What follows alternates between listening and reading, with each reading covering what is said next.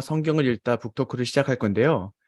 여러분에게 그 순서가 어떤 식으로 시작해서 어떤 식으로 마무리되는지에 대해서 짧게 설명해 드린 후에 북토크로 진행하도록 하겠습니다.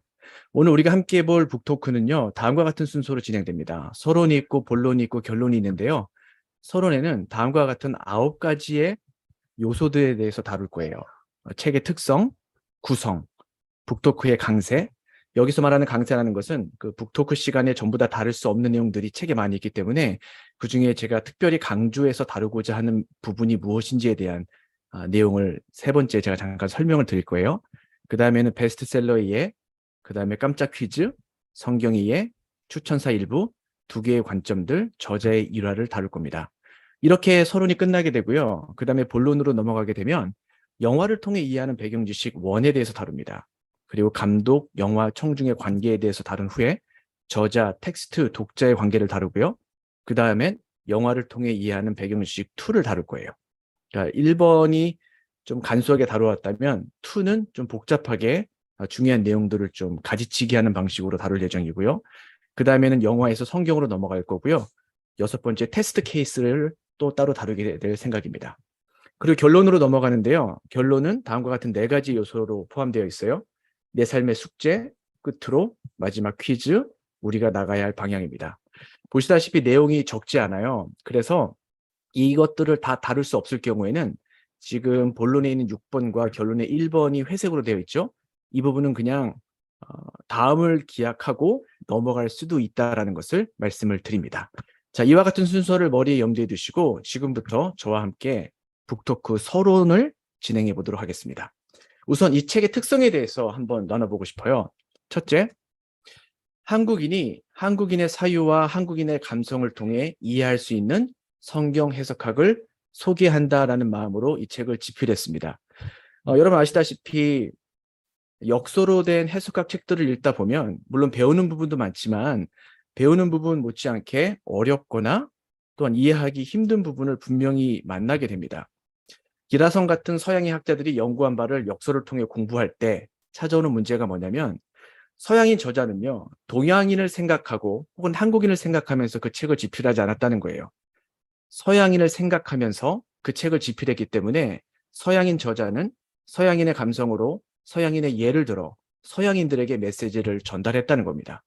우리가 이와 같은 책을 역서로 접하기 때문에 역사를 접하는 한국인들은 때때로 의미의 공백이라는 걸 만나게 돼요. 읽었긴 읽었지만 뭐를 읽었는지 모르는, 한 번, 두 번, 세 번 읽어도 이해가 되지 않는 부분. 그래서 어쩔 수 없이 그 다음 문장으로 넘어갈 수밖에 없는 경우를 저와 여러분은 많이 경험을 해봤다는 겁니다. 그래서 저에게 항상 다가왔던 이 숙제가 뭐냐면 서양인이 연구한 부분의 장점을 취하되 한국인들에게 한국인의 정서와 한국인의 감정으로 메시지를 전할 수 없을까 하는 부분이었어요. 그래서 책을 읽어보신 분은 아시겠지만 성경을 읽다 안에는 다음과 같은 요소들이 들어가 있습니다. 한국인이 잘 아는 요소들이죠.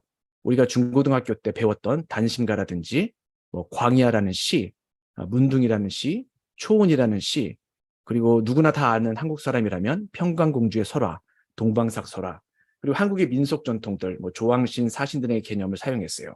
제가 이것들을 사용한 이유는 일부러 한국인 독자들에게 성경 해석을 어떻게 할 수 있는지를 보다 직관적이고 그리고 쉽도 이해할 수 있도록 돕기 위함이었다는 겁니다. 두 번째는요, 의사소통 모형을 한국인 독자에게 소개하기 위함이라는 거예요. 제 책을 읽어보신 분은 알겠지만 지난 200년 동안 해석학이 어떠한 기류를 통하여 흘렸냐면 저자 중심의 접근법이 처음에 확 일어났죠. 그 다음엔 거기에 대한 반발작용으로 텍스트 중심의 접근법이 일어났어요. 그리고 거기에 대한 반발작용으로 청중 중심의 접근법이 일어났습니다. 그리고 최근부터는 이 모든 접근법에 대한 반발작용으로 절충형 접근법이 일어나게 됐다는 거예요. 그래서 많은 기독교인들이 이와 같은 접근법을 고려하여 성경 해석에 대입하는 참 고귀한 모습을 보여줬는데 문제는 뭐냐면 제가 위에 언급했던 접근법들은요. 문서의 역사성만 다룬다는 거예요. 우리 기독교인들은 성경을 단지 역사성만 갖고 있는 책이라고 보지 않아요. 역사성과 더불어 초월성까지 갖고 있는 하나님의 온전한 계시라고 받아들입니다. 따라서 성경을 역사적이고 초월적인 양면적인 특성을 갖고 있는 계시로 보는 저와 여러분들 사이에서는 이 일반 해석학 진영에서 사용하고 있는 역사성에만 초점을 맞추고 있는 접근법이 한계가 있지 않을까? 혹시 이를 보완하는 새로운 접근법이 있지 않을까라는 질문을 던지기 시작했고요. 거기에 따라서 절충형 해석법의 필요성이 대두되기 시작했다는 겁니다. 그래서 최근에는 이 보수 진영의 기독교인들 사이에서 회자되고 있는 새로운 의사소통 모형이라는 게 등장을 했어요. 이 의사소통 모형의 장점이 뭐냐면 기존의 모형들과는 달리 성경을 역사적으로 해석할 수 있고요. 더 나아가 초월적으로 적용할 수 있는 규칙을 제공하는 해석학 모델이라는 거예요. 바로 이 모델을 한국교회에 소개하고자 하는 마음으로 이 책이 집필이 되었다는 것을 말씀을 드립니다. 그리고 세 번째는요. 텍스트에 담긴 의미의 구성 요소로 유의미하게 작용하는 배경 지식의 역할을 강조하기 위함이에요. 자, 이 부분은 좀 약간 어려운데요. 다시 한번 제가 읽어드릴게요. 텍스트에 의미가 담겨 있잖아요. 근데 그 의미를 담고 있는 요소로 배경 지식이라는 요소가 있다는 겁니다. 즉 배경 지식이 텍스트에 있는 의미를 담아내고 있다는 거예요. 그러나 많은 분들이 여기에 대한 개념이 많이 이 개념에 노출되지 않았기 때문에 이 부분을 제가 강조하고자 이 책을 집필했는데요. 이 부분을 다시 한번 설명하자면 의미라는 것은 텍스트의 문자에만 담겨 있지 않고 텍스트에 생략되어 있는 부분에도 담겨 있다는 것을 강조하기 위함이에요. 자, 제가 이렇게 설명했음에도 불구하고 세 번째가 좀 어렵게 다가왔을 거예요. 괜찮습니다. 지금 이해가 온전히 안 돼도 괜찮아요. 왜냐하면 우리는 지금부터 1시간 반을 이 3번을 다루는데 많이 사용할 거예요. 그래서 여러분들께서 이 3번만 제대로 이해하고 이 북토크를 나가시면 1시간 반의 시간이 결코 헛되게 사용되지 않았다는 것을 제가 약속을 드리고자 합니다. 자, 이러한 관점에서 제가 이제는 그 다음에 책의 구성에 대해서 설명을 드리도록 할게요. 아마 목차보다 이 부분에 대해서 잘 이야기하는 부분은 없겠죠? 자, 목차를 한번 보세요. 책의 구성이 다음과 같이 되어 있는데 첫 번째는 고대 문서와 현재 독자예요. 그러니까 제1장은 성경 해석에 도움이 되지만 우리가 무심코 지나가는 요소들에는 어떤 것이 있는지 소개를 합니다. 그래서 독자들은 저자와 독자, 배경 지식, 숨겨진 배경 지식, 뭐 1차 독자, 2차 독자, 역사적, 초월적, 성경 해석, 개념 등등을 배우게 됩니다. 두 번째, 솔라 스크립투라 성경 해석은요. 문자 그대로 솔라 스크립투라 정신과 성경 해석의 상관관계에 대해서 고찰을 합니다. 독자 여러분들께서는 솔라 스크립투라와 솔로 혹은 누다 스크립처의 차이점을 배우게 되고요. 솔라 스크립투라와 웨슬리안 사변형의 관계에 대해서 배우게 됩니다. 자, 제3장은요. 해석의 방법들이죠. 제가 조금 전에 설명드렸다시피 지난 200년 동안 일반 해석학 진영에서 굉장히 많은 변화가 일어났어요. 그 진영에서 어떠한 기류가 흘렀는지에 대해서 우리가 공부를 하고요. 그 기류 속에서 어떠한 해석학 모형들이 만들어졌는지를 논하게 됩니다. 독자분들께서는 저자 중심의 접근법, 텍스트 중심의 접근법, 청중 중심의 접근법, 그리고 절충형 모형 등등을 배우게 됩니다. 네 번째, 의사소통 모형이죠. 이 4장은요. 해석학 모델들 중 하나인 의사소통 모형을 해석하는데 중점을 두고 있습니다. 독자분들께서는 의사소통 모형을 구조하는 구성물들에게는 무엇이 있는지, 기존의 해석 모형들과 의사소통 모형의 차이점이 무엇인지 이것들을 배우는데요. 이 4장이 이 책의 심장부라고 보시면 될 것 같습니다. 그 다음에 5장이요. 해석하고 적용하기인데요. 이 부분은 의사소통 모형을 통해 갈라디아서 4장 1절부터 7절을 해석하고 적용하는 케이스 스터디를 제공합니다. 그래서 독자 여러분들께서는 제4장에서 이론만 배우는 게 아니라 이 이론이 성경 해석에 어떻게 직접적으로 적용되는지를 5장을 통하여 배우게 돼요. 그래서 5장을 통하여 의사소통 모형이 성경 해석에 어떻게 적용되는지를 배우므로 또 다른 구절에 이 의사소통 모형을 대입해 볼 것을 초대받고 또한 그렇게 할 수 있도록 권면을 받는다고 보시면 될 것 같습니다. 제6장은요. 이제 이상과 현실 사이인데요. 의사소통 모형의 한계에 대해서 다룹니다. 저는 의사소통 모형을 좋아하고 여러분에게 소개를 했지만 이 모형이 온전한 다른 모형들보다 탁월한 해석 방법이다라고 주장하지 않아요. 다른 해석 방법이 중요한 것처럼 의사소통 모형도 중요한데 다른 해석학 모형들의 한계가 있듯이 의사소통 모형에도 한계가 있습니다라는 것을 솔직히 이야기하죠. 그리고 그 한계가 무엇인지를 바로 제6장에 논하게 된다는 겁니다. 마지막으로 이제 5가지 지침인데요. 여기에서는 이제 제목이 다 답을 이야기하고 있죠. 우리가 앞으로 어떤 식으로 성경을 공부해야 되는지에 대해서 5가지 지침을 통하여 여러분과 함께 나누는 시간을 갖게 됩니다. 자, 이렇게 책의 구성을 설명해 드리는데요. 여기서 제가 하나를 더 언급하고 싶은 부분은 이 책을 읽는 방식이 있습니다. 이 부분이 좀 도움이 됐으면 좋겠어요. 저는 제 책을 여러분들께서 3가지의 다른 방법으로 읽을 수 있다고 생각하는데요. 첫 번째는 고지를 찍고 내려오기 방식으로 읽을 수 있고요. 두 번째는 언덕을 오르는 방식으로 읽을 수 있고요.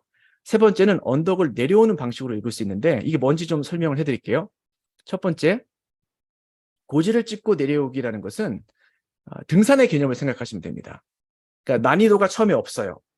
그러나 점점 난이도가 있어지다가 난이도를 거친 다음에는 이제 난이도가 점점 없어지는 챕터를 만나게 된다는 개념이에요. 이렇게 읽기 원하시는 분들은 여기 순서가 나와 있죠. 1장, 2장, 3장, 4장, 5장, 6장, 7장 이렇게 순차적으로 읽으시면 됩니다. 이렇게 읽으실 경우에 제가 조금 전에 설명드렸다시피 다음과 같은 고지를 찍고 내려오기 방식의 독법이 가능해져요.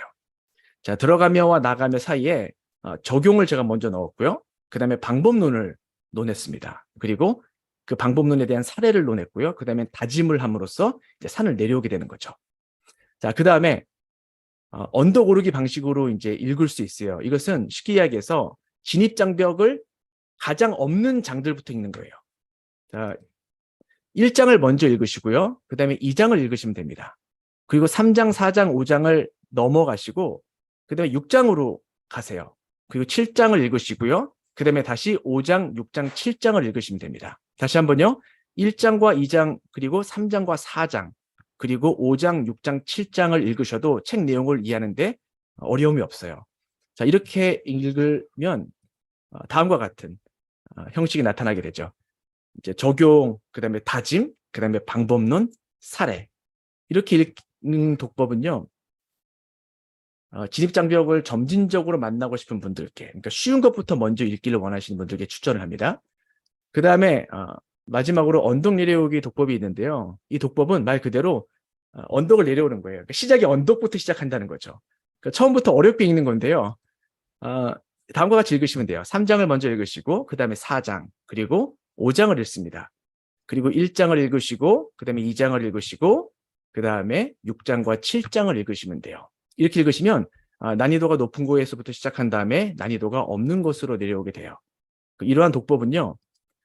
이론부터 이해하고 싶은 분들에게 추천을 합니다. 그러니까 사람들마다 그러니까 사고의 방식이라든지 이해하는 방향이 좀 다를 수가 있어요. 어떤 분들은 방법론을 먼저 익히고 나서 그 다음에 저자가 그 방법론에 충실하게 내용을 구성했는가를 따지는 분들이 있거든요. 그러니까 이러한 분들은 언덕 내려오기 방식을 읽으면 책 내용을 더 수월하게 이해할 수가 있습니다.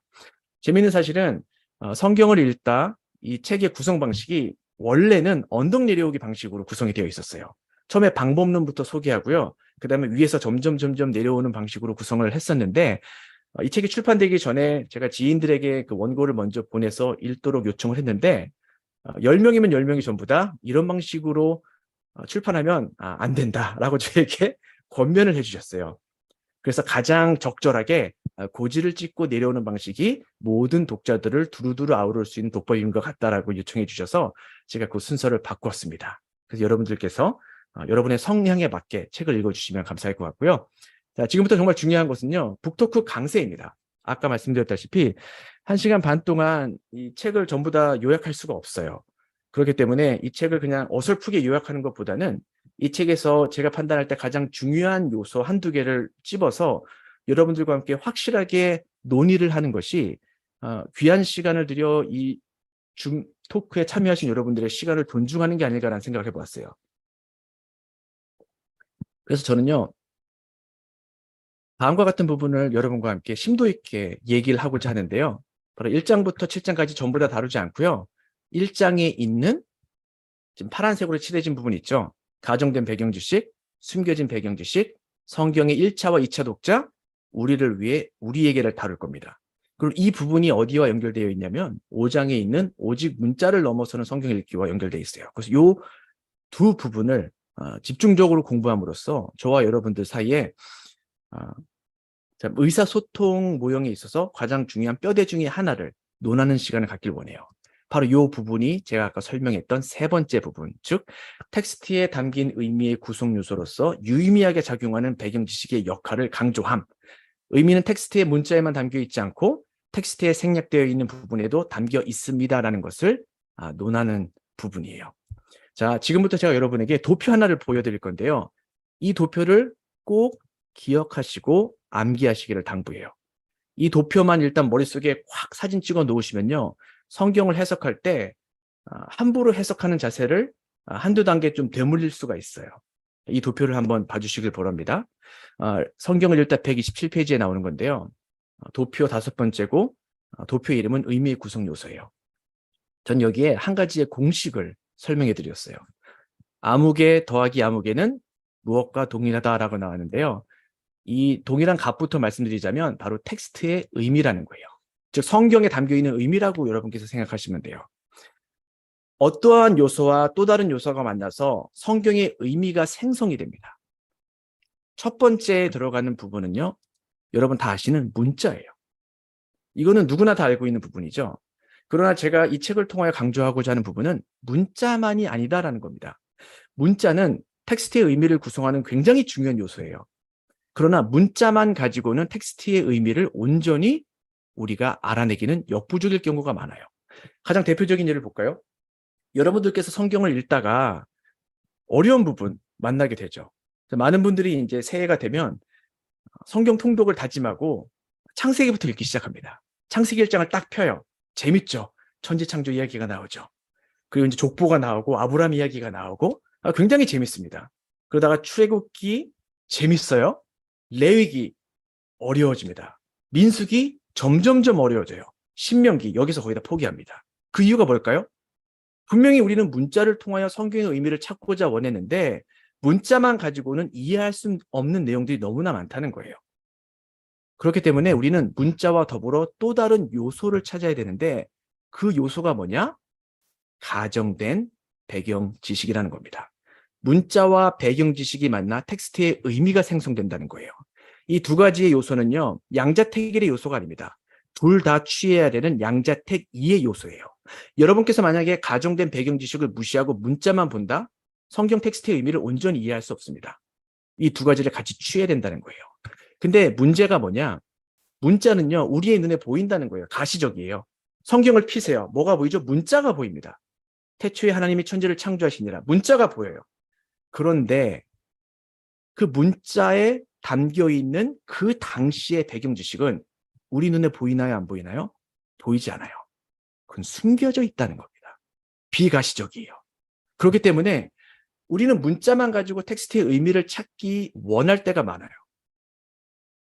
하지만 이러한 식으로 성경에 접근하는 방법은 의미의 공백을 맞닥뜨릴 수밖에 없는 방법이라는 겁니다. 그래서 우리는 가시적인 문자와 더불어 비가시적인 배경 지식을 함께 취함으로 텍스트의 의미를 찾아내야 된다는 거예요.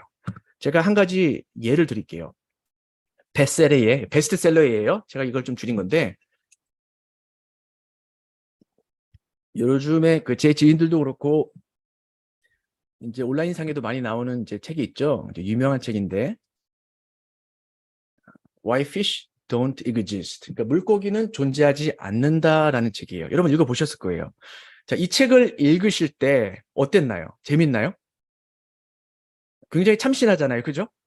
근데 굉장히 재밌는 게 뭐냐면 이 책이 영어권에서는 굉장한 선풍적인 인기를 몰고 왔습니다. 이게 베스트셀러에 그냥 등극이 됐어요.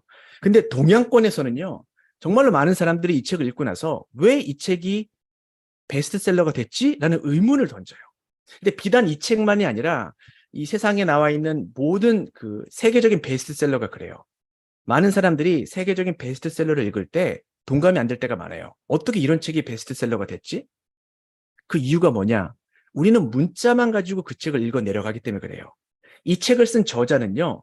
문자 안에 가정된 배경 지식을 집어넣었습니다. 그래서 가정된 배경 지식과 문자를 함께 섞어서 읽을 때 이 책의 의미가 부각이 돼요. 근데 문제는 뭐냐? 이 책의 저자는 동양인을 위해서 이 책을 쓰지 않았거든요.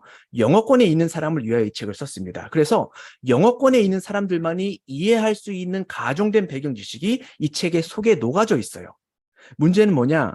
그 배경 지식이 비가시적이기 때문에 영어권에 있는 사람들은 그 비가시적인 요소를 그냥 문자를 통하여 발굴해낼 수 있지만 영어권에 있지 않는 저와 여러분들은 이 책을 읽을 때 어려움을 당하게 된다는 겁니다. 그래서 이 책을 읽을 때 우리에게 다가오는 것은 느낌, 뭐 굉장한 책이다라는 이런 느낌이 아니라 의미의 공백들이 꼬리에 꼬리를 물고 와요. So what? 그래서 어쩌라고? 왜 갑자기 이렇게 다른 챕터로 넘어가지? 그 이유가 뭐냐? 저자가 잘못한 게 아니에요. 저자가 갖고 있던 의미, 그 의미 속에 담겨 있는 가정된 배경 지식이 영어를 쓰지 않는 저와 여러분에게 없기 때문에 그래요. 제가 한 가지 예만 들어볼게요. 이 책의 첫 페이지를 볼게요. 첫 페이지 가장 첫 문단에 보면, 자, 제가 빨간 줄을 쳐놨는데요. 이 부분을 제가 따로 이제 발췌를 해봤어요. People sign their emails with a single initial instead of taking those 4 extra keystrokes to just finish the job. 자, 사람들이 이메일 마지막에 겨우 키보드 4번 더 누르는 수고를 안 하려고 머리 글자 하나만으로 서명하는 것이라고 번역이 됐죠. 자, 여러분, 이 문단이 쉽게 이해가 되십니까? 이 문장이 무슨 의미를 우리에게 전달하려고 하는지 이해가 되시나요? 영어권에 있는 사람들은요, 쉽게 이해를 해요. 근데 저와 여러분처럼 영어권에 없는 사람들은요, 이 문장을 이해할 때 굉장히 난해합니다. 왜냐하면 의미의 공백이 막 다가오거든요. 이게 무슨 뜻인지 이해가 안 돼요. 한번 이걸 분석해 볼게요. 자, 지금 분석을 그냥 어렴풋이 해보면 이메일을 다 쓰고 나서 서명을 하는 모습이 연상이 돼요. 근데 서명을 할 때 어떠한 과정이 이루어지냐면 첫 번째, 머리 글자 하나만 가지고 누구는 서명을 한다는 건데 그거를 지금 저자가 불평을 하고 있습니다. 근데 머리 글자 하나라는 게 뭘까요? 영어를 보니까 single initial이죠. 그러니까 알파벳 하나라는 거예요. 알파벳 하나. 근데 문장을 더 보면 키보드 4번을 더 누른다는 표현이 나옵니다. 즉 알파벳 하나가 아니라 알파벳 4번이 더 등장한다는 거예요. 그래서 총 알파벳 5개가 섞여지는 모습이 지금 이 문장에 들어가 있다는 거예요. 다시 말해서 5번의 키 입력은요, 알파벳을 5번 친다라는 개념이 들어있는데 그 개념이 뭐와 연결되어 있냐면 서명하는 것과 연결되어 있다는 겁니다. 이것을 좀 더 쉽게 설명하자면 5번의 키를 입력함으로 이메일을 설명할 수 있다는 의미가 이 문장 안에 담겨 있다는 거예요. 자, 영어를 쓰지 않는 저와 여러분들은요, 이렇게 풀어서 설명을 해도 여전히 의미의 공백을 만나게 됩니다. 이게 무슨 뜻일까? 자, 여기에서 필요한 게 뭘까요? 저자가 사용했던 가정된 배경 지식이에요. 그 배경 지식은 뭐냐? 영어권에서는요, 통상적으로 5번의 키를 입력하면, 즉 5 keystrokes, 그러니까 5개의 알파벳이라는 거죠. 5개의 알파벳이 조합돼야지 하나의 단어를 만든다라는 개념이 있습니다. 이런 개념은요, 영어권에서 우주적으로 쓰여요. 제가 한 가지 예를 보여드릴게요. 타이핑테스트.com이라는 건데, 그 미국의 공식적인 그 타이핑 테스트하는 이제 웹사이트인데요. 여기에 보면 다음과 같은 표현이 담겨 있어요. 빨간 줄 한번 보세요. For written English, 이제 쓰여진 영어라는 거죠. The commonly accepted standard is a 5-stroke standard word라는 표현이 나와요. 그리고 나서 그 다음 볼게요. 5 keystrokes make one word. 그러니까 5가지의 알파벳의 조합이 한 가지의 단어를 만든다는 겁니다. 이게 미국인들이 갖고 있는, 영어권에 있는 사람들이 갖고 있는 가정된 배경 지식이라는 거예요. 즉 초등학생도 알고 있는 영어권의 상식이라는 겁니다. 그러나 이 상식이 영어권에서는 상식일지 몰라도 비영어권에서는 상식이 아니에요. 따로 배우지 않으면 모르는 요소라는 겁니다. 즉 이러한 가정된 배경 지식이 영어권에서는 상식으로 통하지만 저와 여러분들 사이에서는 상식으로 통하지 않는다는 거죠. 이러한 개념을 가지고 조금 전에 읽었던 부분을 다시 한번 돌이켜 볼까요? 사람들의 이메일 마지막에 겨우 키보드 4번 더 누르는 수고를 안 하려고 머리 글자 하나만으로 서명하는 것이라고 나와요. 이제는 우리가 이해할 수 있죠. 아, 지금 저자가 뭐를 의미한 거죠? 5번의 키 입력으로 이메일을 설명할 수 있다는 의미를 여기다 담은 거구나. 왜? 영어권에서는 통상적으로 5번의 키를 입력하면 하나의 단어, 즉 사람의 이름도 단어잖아요. 그거를 만들 수 있다는 개념이 들어있기 때문이라는 거예요. 이걸 통해 우리는 어디까지 추적할 수 있냐면요. 이 책의 저자의 생각까지 추적해낼 수 있습니다. 어떤 식으로? 보세요. 책의 저자는 독자들이 5번의 키 입력이 한 단어를 만든다는 개념을 이미 알고 있을 거라고 가정했다는 거예요. 그렇기 때문에 여기에 대해서 풀어 쓰지 않습니다. 이 책을 처음부터 끝까지 읽어도 제가 조금 전에 설명해 드렸던 개념은 전혀 나오지 않아요. 5가지 알파벳이 만나야지 한 단어가 만들어진다라는 개념은 설명되어 있지 않아요. 그냥 가정되어 있다는 겁니다. 문자에 나와 있지 않아요. 문자 속에 가정되어 있다는 거죠. 그래서 이 개념을 저자는 소개하지 않습니다. 이걸 통해 우리가 알 수 있는 것은요. 이 책의 저자는 독자들을 누구로 설정했을까요? 그렇죠. 저자는 스스로 책의 독자들을 영어권에 있는 사람들, 즉 5번의 키 입력이 한 단어를 만든다는 개념을 이미 알고 있는 사람들을 독자로 한정했다라고 볼 수 있다는 겁니다. 그러므로 이러한 개념을 접하는 저와 여러분들은요. 당연히 의미의 공백을 만나게 돼요. 의미의 공백. 그렇기 때문에 이 책을 계속 읽다 보면 이러한 의미의 공백들이 굉장히 많이 등장합니다. 첫 장에도 나오고 두 번째 장에도 나오고 안 나온 장이 거의 없다라고 해도 과언이 아닐 정도로 상당히 많은 의미의 공백들이 나와요. 그래서 영어권에 없는 사람들은 이런 책을 읽을 때 왜 이 책이 베스트셀러의 값어치를 갖고 있는지에 대해서 물음표를 던지는 경우가 많아요. 그 책이 잘못됐다는 뜻이 아니에요. 단지 저자가 의도한 바를 우리가 온전히 픽업하지 못하기 때문에 우리에게 의미의 공백이 와서 베스트셀러의 가치를 우리가 느끼지 못하는 경우가 많다라는 겁니다. 자, 제가 여러분에게 지금 설명해 드렸던 바를 이 도표를 통하여 다시 한번 볼게요. 이 도표는 우리 북토크 때 굉장히 많이 등장할 거예요. 여러분의 머리에 각인시킬 수 있도록 제가 이 도표를 계속 보여드릴 거예요. 이게 굉장히 중요한 도표예요. 이 도표를 빗대어 조금 전에 설명했던 내용을 다시 한번 설명해 보자면 문자와 가정된 배경 지식이 텍스트의 의미를 생성한다잖아요. 언어를 일단 보자면 5번의 키 입력을 함으로 이메일에 사인을 할 수 있다라는 언어가 나와요. 그러나 거기에는 보이지 않는 가정된 배경 지식이 쓰였는데 그게 뭐죠? 5번의 키 입력이 한 단어를 생성한다라는 거예요. 요 2가지가 만나서 텍스트의 의미를 생성하기 때문에 가정된 배경 지식 없이 문자만 가지고 텍스트의 의미를 복구할 수 있느냐? 물론 어느 정도 복구는 할 수 있지만 온전히 복구하기는 불가능하다라는 것을 여러분에게 말씀드리는 거예요. 이걸 좀 더 그림으로 볼까요? 자, 물고기는 존재하지 않는다라는 그림이 있어요. 이 책을 독자가 읽습니다. 그런데 일반 독자가 아니라 의도된 독자예요. 여기서 말하는 의도된 독자는 뭐죠? 그렇죠. 5번의 키를 입력하면 하나의 단어를 생성할 수 있다라는 거예요. 이러한 개념을 이미 갖고 있는 사람들은요. 물고기는 존재하지 않는 자라는 책을 읽을 때 그 내용을 어려움 없이 복구하여 느낌표, 아하라는 것을 알 수 있게 돼요.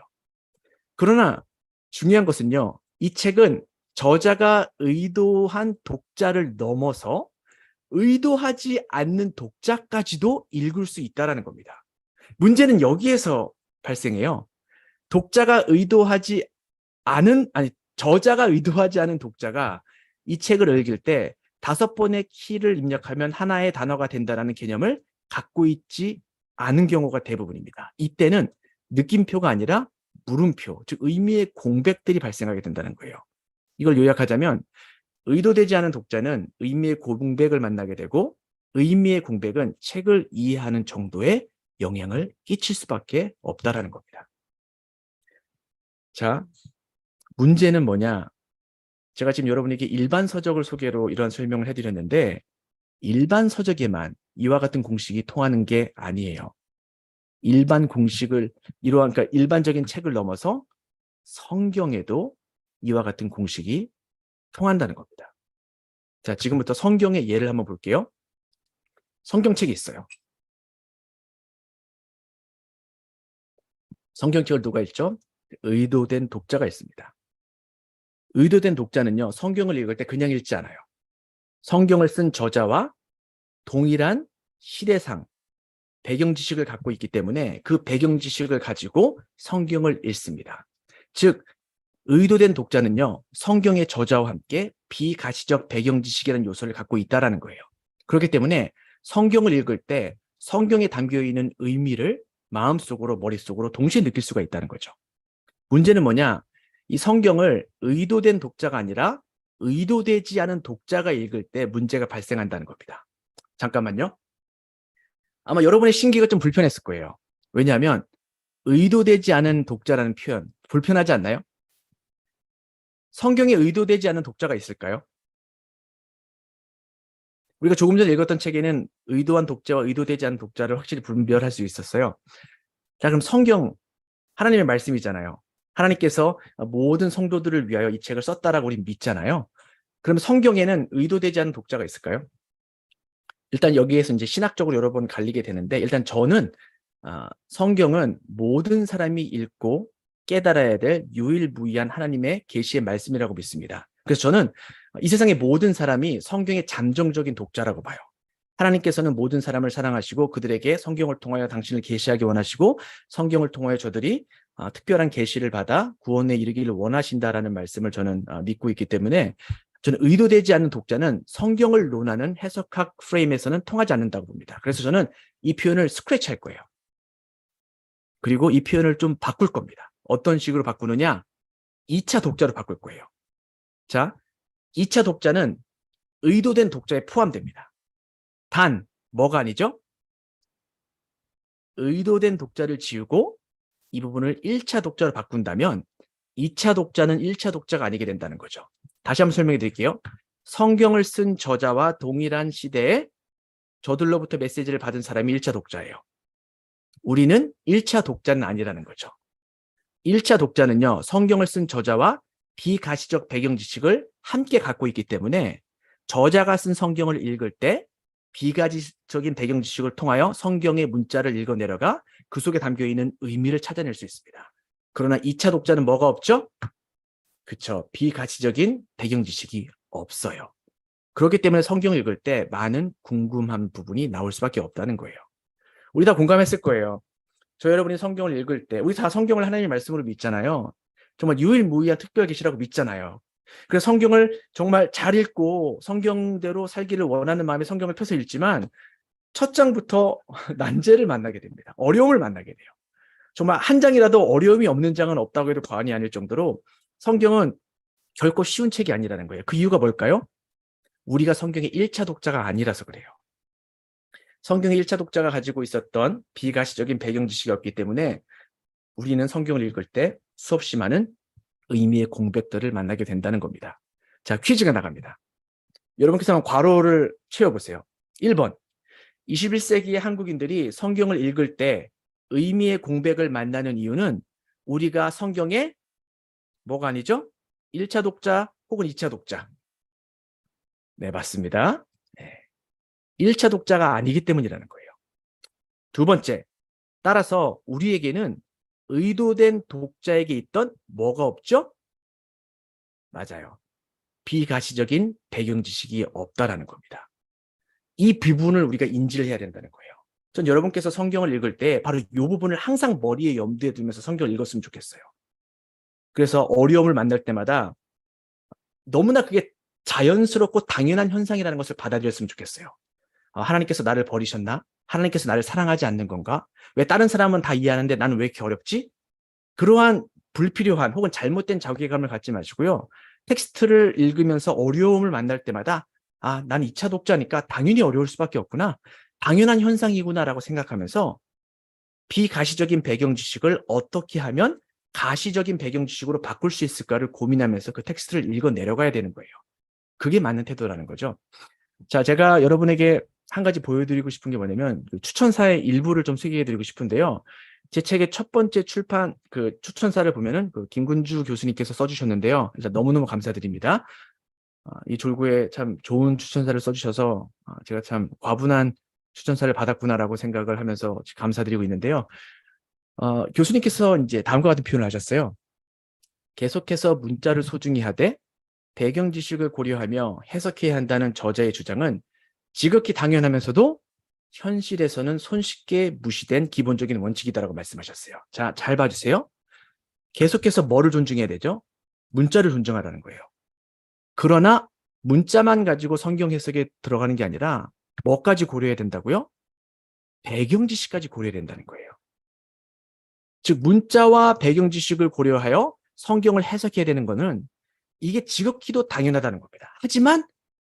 하지만 이 당연한 사실이 현실에서는 손쉽게 무시된다는 거예요. 그러니까 저는 이 부분에 균형을 맞추기 위하여 이 책을 집필했다는 거예요. 다시 한번 도표를 보여드릴게요. 왜 자꾸 똑같은 도표를 보여줍니까? 아까 말씀드렸다시피 전 이 도표를 계속 보여드릴 거예요. 여러분의 머릿속에 이 도표가 각인될 때까지 정말 꿈에서도 이 도표가 막 나올 수 있도록, 밥 먹다가도 이 도표가 막 나올 수 있도록, 그래서 성경을 읽을 때 이 도표가 먼저 생각날 수 있도록, 그렇게 한다면 저는 성공한 북토크를 했다고 생각을 합니다. 자, 김근희 교수님의 말씀을 제가 좀 더 풀어볼게요. 자, 성경은요, 의미를 포함하고 있는데 그 의미는 문자와 가정된 배경 지식으로 이루어져 있어요. 문자는요, 쉽게 얘기해서 언어를 이야기합니다. 성경에는 히브리어, 아람어, 헬라어가 쓰였잖아요. 그래서 많은 신학교와 많은 사람들이 그 문법, 신텍스, 구조 분석, 사분학 여기에 초점을 맞춰요. 아주 중요한 겁니다. 정말 성경의 언어는요, 아무리 그 중요성을 높여도요, 너무 높일 수 없을 만큼 너무너무 중요한 거예요. 제가 좀 가슴 아픈 부분은 그 많은 신학교가 성경의 원어, 히브리어, 아람어, 헬라어를 가르치는 시간을 점점 줄이고 역본에 많이 의존을 하는데, 물론 역본도 탁월하고 좋지만 여러분께서 정말 성경의 그 근본적인 의미를 발견하기 원하신다면 성경의 원어를 공부하는 것은 정말 너무너무 중요합니다. 여러분께서 히브리어, 아람어, 헬라어를 열심히 공부하시고 문법, 신텍스, 구조 분석, 사분학에 정말 열심히 공부하셨으면 좋겠어요. 근데 문제는 뭐냐면 여기에만 초점을 맞추면 절대로 안 된다는 겁니다. 여기에만 초점을 맞추면 안 돼요. 지금 미국도 그렇고 한국도 그렇고 많은 신학교가 여기에만 좀 많이 비중을 두고 있었죠. 그러나 문제는 뭐냐면 여기에 요거만 가지고는 텍스트의 의미를 온전히 복구할 수 없기 때문에 어디까지 나가야 된다고요? 가정된 배경 지식까지 나가야 된다는 거예요. 이 가정된 배경 지식을 쉽게 풀이하자면 고대 근동의 문화, 제2성전기의 문화, 그레코로만 시대의 문화, 그리고 더 나아가 뭐 법과 관습, 그 당시에 있었던 상식 같은 것들, 이러한 내용들을 우리가 알아야지만 텍스트의 의미를 온전히 복구할 수 있다는 거예요. 왜냐하면 성경에는요, 문자만 들어있는 게 아니라 이와 같은 상식들이 많이 들어가 있습니다. 근데 그게 그 당시에 어떤 식으로 통용이 된 상식이었는지 설명이 안 돼 있기 때문에 우리가 거기에서 의미의 공백을 만나게 된다는 거예요. 바로 이 부분을 김근주 교수님께서 계속해서 문자를 소중히 하되 배경 지식을 고려하며 해석해야 한다는 저자의 주장은 지극히 당연하면서도 현실에서는 손쉽게 무시되는 기본 원칙이다라고 설명을 해주신 거예요. 여기에서 제가 또 하나 짚고 넘어갈 부분이 뭐냐면, 제가 이제 교회에서 목회를 하면서 배경 지식에 대해서 강조를 상당히 많이 했어요. 제가 이제 단임 목회를 3번 했는데, 첫 번째 목회에서는 그 헬라어, 사본, 뭐 히브리어 여기에 이제 몰두를 많이 했는데, 이제 제가 이제 점점 성경과 씨름하면서 이 원어만 갖고서는 안 되는구나. 그래서 원어와 더불어 배경 지식을 공부해야 된다는 개념 때문에 제가 이제 2번째, 3번째 목회하면서는 점점 이것을 이제 균형을 맞추려고 노력을 했는데요. 제가 배경 지식의 중요성에 대해서 제가 섬겼던 교회 성도분들께 설명을 해줄 때마다 이게 극단적으로 두 파로 이렇게 갈렸어요. 어떤 식으로 갈렸냐면 한번 설명해 드릴게요. 성경의 의미를 구성하는 요소로서의 배경 지식의 역할에 대해서 다음과 같이 갈립니다. 첫 번째, 배경 지식 중요하죠. 그러나 필수적이지 않습니다. 중요하지만 꼭 필요한 건 아니에요라는 거예요. 또 다른 부분은요, 중요하고 또한 필수적입니다라는 거죠. 그러니까 만약에 첫 번째 개념 같은 경우는요, 성경 해석에 있어도 되고 없어도 된다는 개념이에요.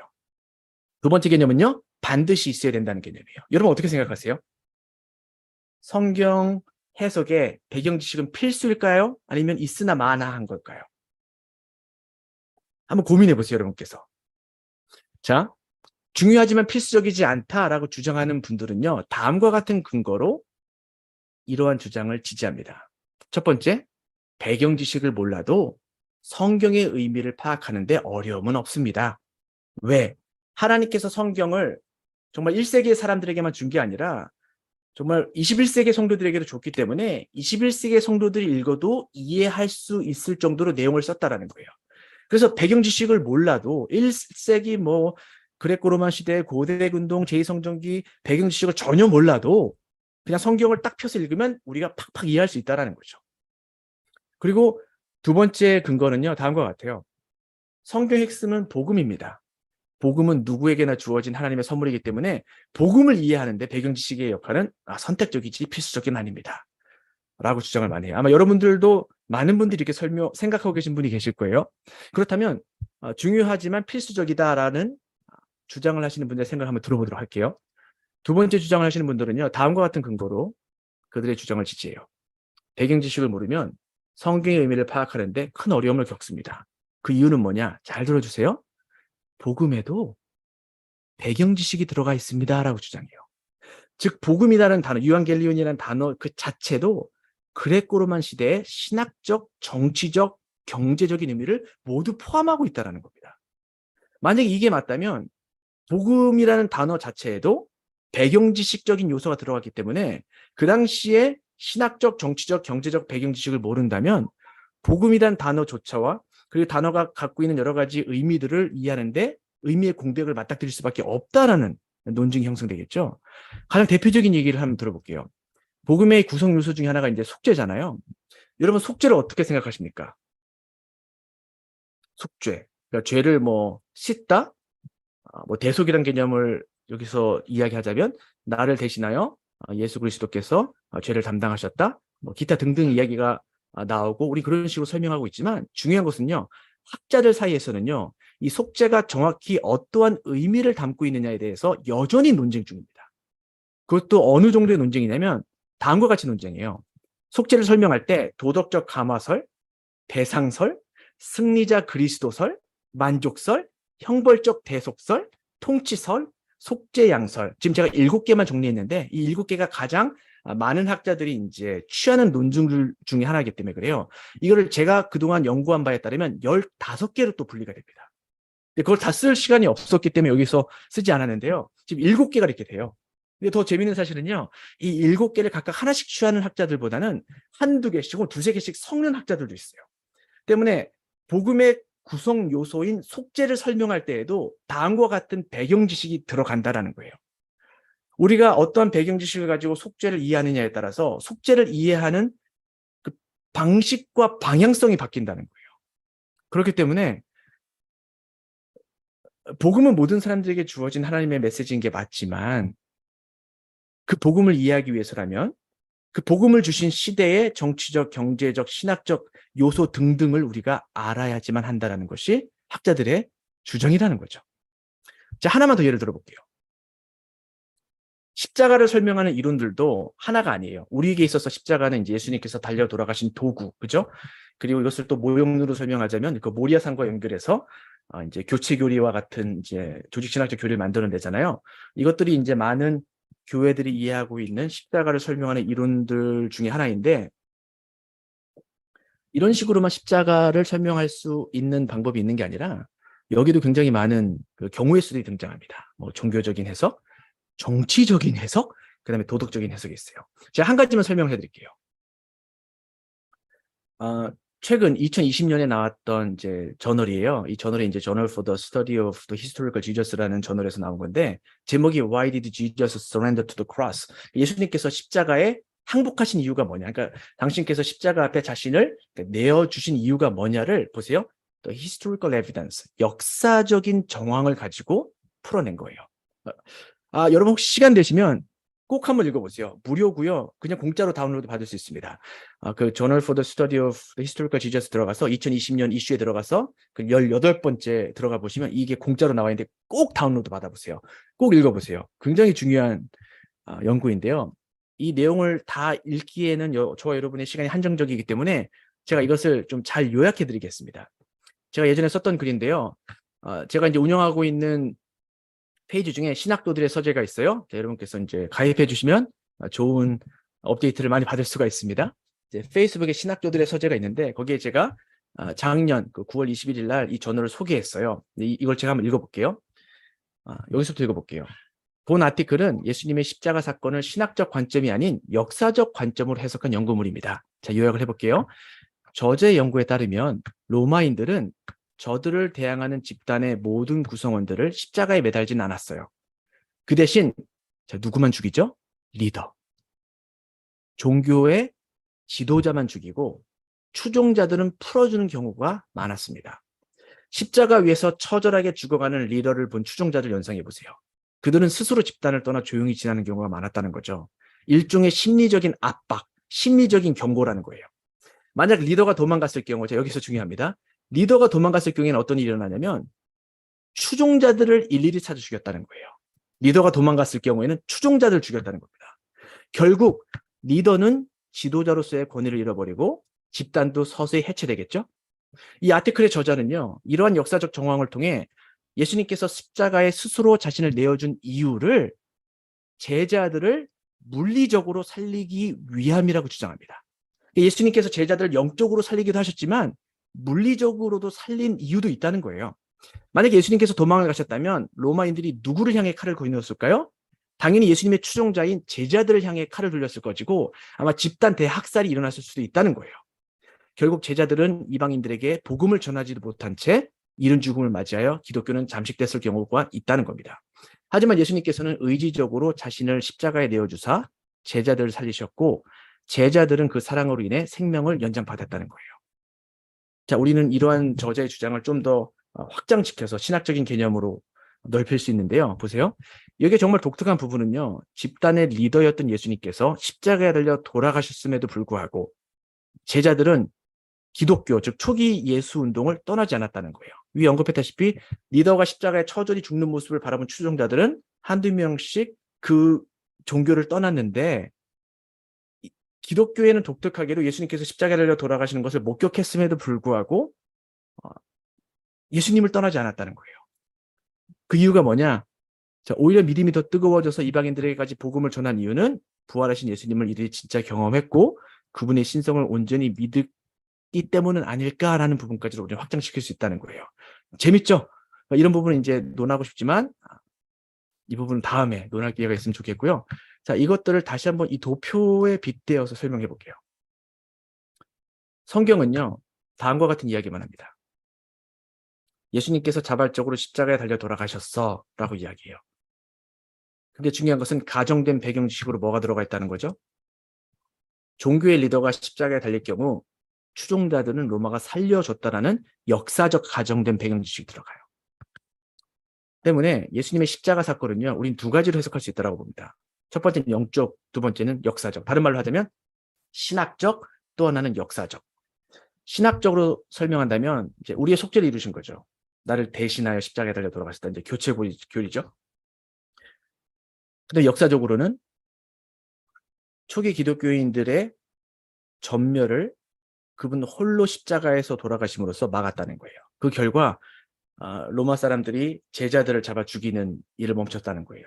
그 덕분에 제자들은 예수 그리스도의 복음을 가지고 이곳저곳에 다니면서 하나님의 나라에 대해서 전파할 수 있었고 그 결과 그 귀하고 존귀한 복음이 이방 땅에 살고 있는 저와 여러분에게까지 도착할 수 있었다는 거죠. 이걸로 미뤄봤을 때 예수님의 십자가 사건은요.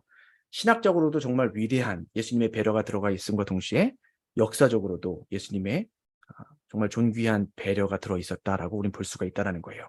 저는 이 둘 중에 하나를 택해야 된다는 개념이 아닙니다. 역사적, 신학적 둘 중에 하나, 전 둘 다 포함해야 된다고 생각해요. 이것을 우리는 문자에 대입하여 성경의 십자가 사건을 이해할 때 성경이 우리에게 드러내고자 하는 그 문자적인 죽음이 가져온 신학적 의미와 역사적 의미를 우리가 체휼할 수 있도록 돕는 장치라고 생각을 하는 거죠. 그렇기 때문에 아까 말씀드렸던 그 두 가지의 진영이 있다고 했잖아요. 중요하지만 필수적이지 않다, 중요하고 필수적이다. 자, 여기에서 저는 중요하고 필수적이다라는데 전 한 표를 던지고 싶어요. 자, 저 커피 한 모금만 마시고 계속 시작을 할게요. 지금 우리 35분밖에 안 남았는데 제가 지금 빨리 달려야 돼요. 커피 빨리 마시고 열심히 달려보겠습니다.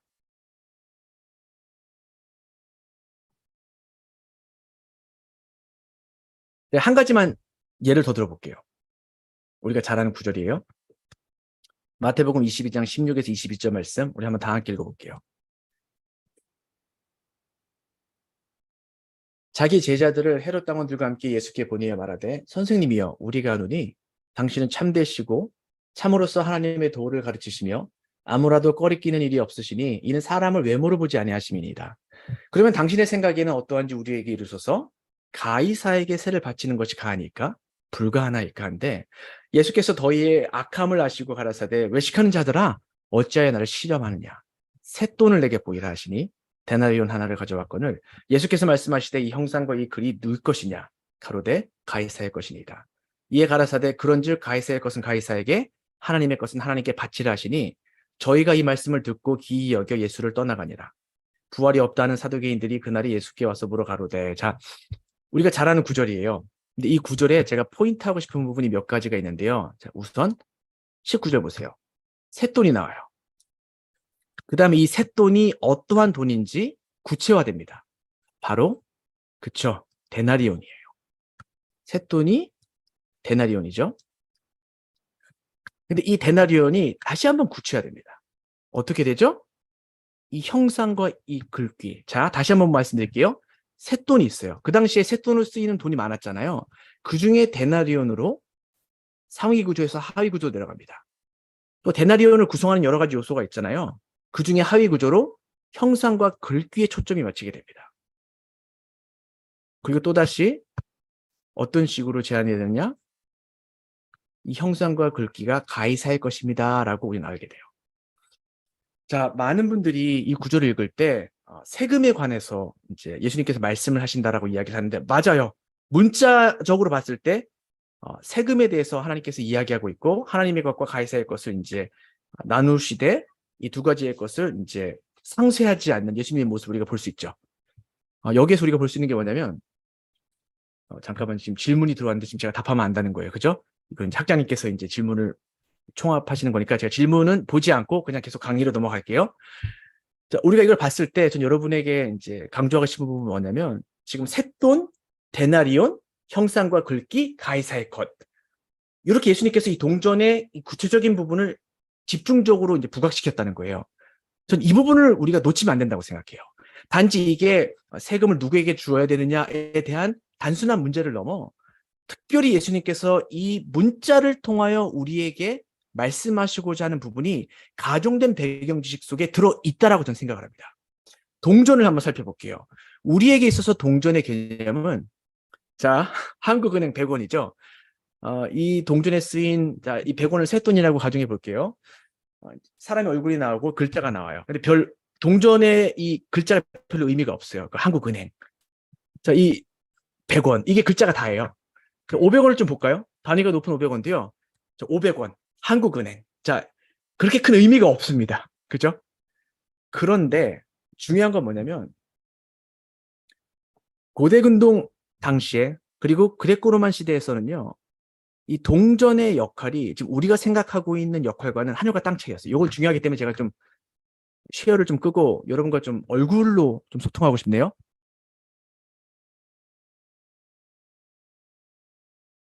우리에게 있어서 동전의 개념은요. 더구나 21세기는 이제 동전이 불필요한 요소 중에 하나가 됐잖아요. 다 크레딧 카드를 쓰기 때문에. 근데 그레코로만 시대에서 동전은요. 21세기 우리가 생각하는 동전의 개념과 하늘과 땅 차이로 굉장한 그 다른 의미를 갖고 있었어요. 가장 대표적인 게 뭐냐면 그레코로만 시대의 동전의 펑션, 역할 중에 하나가 뭐냐면요. 글을 읽을 수 있는 사람과 글을 읽을 수 없는 사람에게 어떠한 정치적이고 신학적인 메시지를 통치자들이 전하기 위한 수단이었다는 거예요. 이렇게 설명해 드릴게요. 1세기에는요, 문맹이 굉장히 많았습니다. 학자들에 따라서 문맹을 계산하는 방법이 좀 약간 다른데, 이제 뭐, 윌리엄 해리스 같은 경우는 이제 굉장히 이제 미니멀리스트적으로 이제 계산을 하는데, 약 한 95% 정도의 문맹이 있었다라는 것의 학계의 통계예요. 100명이 있다면 95명은 글을 읽을 수 없었다는 거죠. 소수의 엘리트 계층만 그러니까 엘리트 계층만 문자를 읽을 수 있었기 때문에, 뭐, 성전에 써 있는 문구라든지, 혹은 이제 우리가 소위 말하는 벽에 붙어 있는 플랜카드에 써 있는 글자들을 일반 서민들을 읽을 수 없었다는 거예요. 그래서 로마의 정치인들, 특히 황제들은요, 저들에게 메시지, 특히 문맹들 95%면 엄청난 숫자잖아요. 그들에게 메시지를 전달하기 위하여 뭐를 썼느냐? 이미지를 썼습니다. 글을 못 읽는 사람들은 글이 없으면 그림을 통해 메시지를 받아요. 우리 아이들 가르칠 때 그림부터 가르치잖아요. 그리고 그림과 글이 함께 나오고 좀 더 이제 크게 되면 이제 글자만 보는 그런 순서를 밟은 것처럼 그레코로만 시대에서도 문맹이 95%였기 때문에 그들의 마음을 얻기 위하여 그들을 정치적으로 신학적으로 세뇌시키기 위하여 로마의 권력자들은 이 그림을 통하여 메시지를 전했는데 이 그림을 통하여 메시지를 전하는데 가장 확실하게 쓰였던 장치가 뭘까요? 바로 동전이에요. 동전. 이 동전은요, 우리가 알다시피 그림이 있고 글이 있습니다. 동전에 있는 글은요, 글을 읽을 수 있는 문외인들에게 메시지를 전달해요. 반면에 그림은요, 글을 읽을 수 있는 문외인과 글을 읽을 수 없는 문맹인들에게 동시에 메시지를 전달합니다. 그래서 동전에 나와 있는 글과 그림은요, 그레코로만 시대에 있는 모든 사람들에게 신학적이고 정치적인 메시지를 전하기에 가장 탁월한 도구였어요. 전 지금 과장하는 게 아닙니다. 가장 탁월한 도구였다는 것은 제가 저의 메시지를 강조하기 위하여 과장해서 말하는 게 아니라 이 동전학, 고전학을 공부한 학자들이 이구동성을 하는 말이에요. 이것을 로마의 황제들이 놓칠 리가 없죠. 그래서 로마의 황제들은요, 특별한 일이 있을 때마다 동전을 새로 주조합니다. 그 동전에다가 그들이 전하고자 하는 메시지를 그림과 글귀로 적어서 뿌려버려요. 그레코로만 시대 때 동전이 어떤 식으로 뿌려졌냐면요, 제일 처음 군인들에게 뿌려집니다. 군인들이 먼저 동전을 받아요. 그럼 군인들이 어떻게 하죠? 이곳저곳 옮겨다니면서 이제 술 마시러 간다거나 밥을 먹으러 간다거나, 그리고 이제 뭐 여러 가지 기타 장소에서 그 동전을 쓰는 거예요. 그럼 그 동전이 거기서부터 유통이 되기 시작합니다. 그리고 가는 곳마다 동전을 사용했기 때문에 그레코로만 시대에 그냥 삽시간에 이 동전이 퍼졌다는 거예요. 다시 한번요. 그럼 이 동전에는 뭐가 써 있어요? 신학적인 메시지와 신학적인, 그러니까 메시지가 담겨있는 글귀와 문구와 그림이 그려져 있어요. 그래서 그걸 받는 그리코 로만 시대의 거의 모든 사람들이 황제의 메시지를 전달받을 수 있었다는 거예요. 그래서 동전은요, 그 당시에 신학적이고 정치적인 메시지를 전달하기에 가장 탁월한 도구였다라는 개념을 여러분께서 갖고 계셔야 돼요. 그래서 여러분께서 이제 구약과 신약 성경을 읽을 때 동전이 나오면 이러한 개념을 기억하셔야 됩니다. 동전. 지금 우리가 말하고 있는 인터넷과 같은 거예요. 인터넷을 통해 사람들이 이제 정보를 접하잖아요. 마찬가지로 매스미디어예요. 동전을 통해 사람들이 메시지를 접했다고 하면 돼요. 그래서 동전이 나오네? 이 동전에 어떤 메시지가 담겨있지? 그 메시지는 거의 모든 사람들이 알고 있는 메시지겠네? 그럼 이 메시지에 대항하여 예수님께서 무슨 말씀을 하셨을까? 이런 식으로 생각을 이렇게 이어서 그 텍스트에 담겨있는 가정된 배경 지식으로 들어가야 된다는 거예요. 자, 이러한 배경 지식을 가지고 저 여러분이 조금 전에 봤던 내용을 다시 한번 살펴보도록 할게요. 자, 이건 한국 동전이에요. 자, 그레코로만 시대의 동전. 더 구체적으로 이야기해서 우리가 조금 전에 읽었던 성경 본문에 사용됐던 동전을 한번 볼게요. 잘 보세요. 동전 어때요? 진짜 멋있지 않나요? 자, 21세기의 동전과 비교해 보세요. 100원. 이거는 2000년 전의 동전이에요. 훨씬 더 구체적이고 훨씬 더 예술적인 감각을 갖고 있다는 것을 우리는 쉽게 알 수가 있어요. 왜죠? 동전의 쓰임새가 다르기 때문에 그래요. 우리에게 있어서는 그냥 그 돈의 가치만 동전에 담겨 있다라고 보지만 그레코로만 시대에서는 이게 이제 신학적인 메시지, 정치적인 메시지를 전하는데 가장 탁월한 도구였기 때문에 신경 써서 이걸 만들었다는 거죠. 그럼 여기 어떤 메시지, 어떤 그림이 그려져 있을까 봐야겠죠. 사실 이 동전의 이 그림도 제가 설명해 드리면 좋은데 시간이 없기 때문에 그냥 넘어갈게요. 이 동전의 글씨를 보면은 이제 다음과 같이 이제 써 있어요. 라틴어로 쓰여 있는데 이제 이건 이제 약자예요. 동전이 이 장소가 너무 한정되어 있기 때문에 그레코로만 시대 동전을 보면 약자로 많이 쓰여 있습니다. 이걸 한국말로 번역하면 다음과 같은 메시지예요. 티베리우스 카이사르 신성한 아우구스투스의 아들 아우구스투스.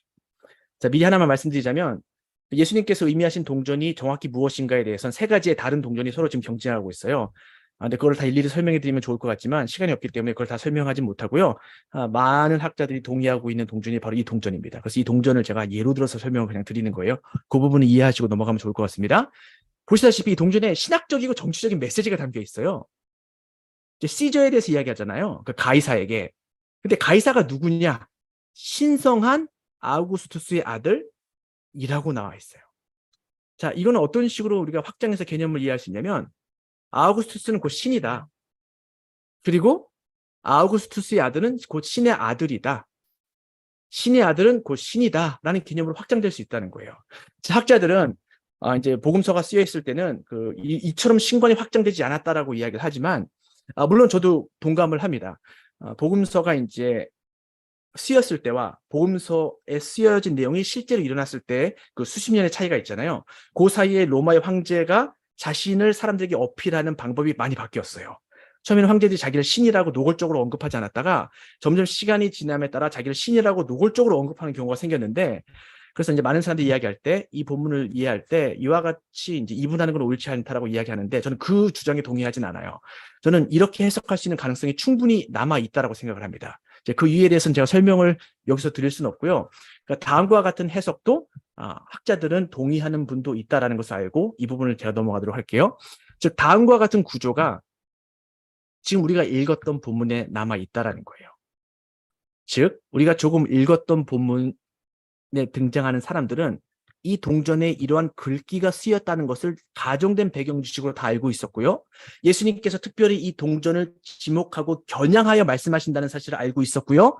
이 동전에 담겨 있었던 신학적인 메시지는 아우구스투스는 곧 신이고, 아우구스투스의 아들은 곧 신의 아들이고, 신의 아들은 곧 신이다라는 개념을 갖고 있었다는 것이 본문에 담겨 있는 가정된 배경 지식이라는 거예요.